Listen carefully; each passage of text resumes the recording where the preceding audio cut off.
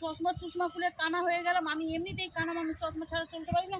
খুলে ফটো তোলার জন্য পোজ দিলাম, উনি নকশার কথা বলছে, এই সেই কৃষ্ণচূড়া গানটা ধরো। আমি গান করতে এসেছি এখানে। কেউ শুনবে না গো, গানটা শুনতে পাবে না কেউ। তা শুনতে পাবে না, আমিও তো জানি। তুমি স্টিল ফটো নেবে, ওখানে গানের কি সম্পর্ক? গান দিলে তার ব্যাপারটাই অন্যরকম হয়ে যায়, নাহলে তুমি ভাইরাল হতে পারবে না।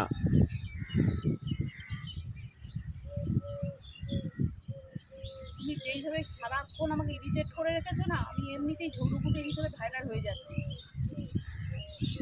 ওই দেখো কাঠবিলাইটাকে ধরো। ওই কাঠবিড়ালিটা? হ্যাঁ হ্যাঁ হ্যাঁ, তুমি ধরে দেখো। ডাকো ডাকো। না, আমি ওরে ডাকতে পারি না, তুমি ভালো ডাকতে পারবে, তুমি ডাকো। তুমি রেগে যাচ্ছ কেন সকালবেলায়?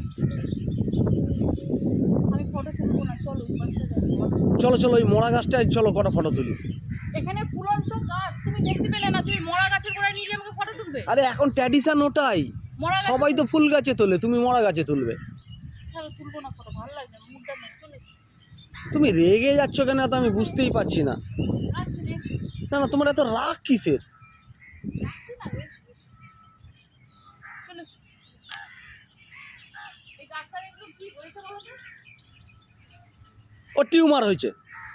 আমার বিস্কিট দিয়েছে গো, হ্যাঁ, ও কাঠবিড়ালিকে খেতে দিয়েছে।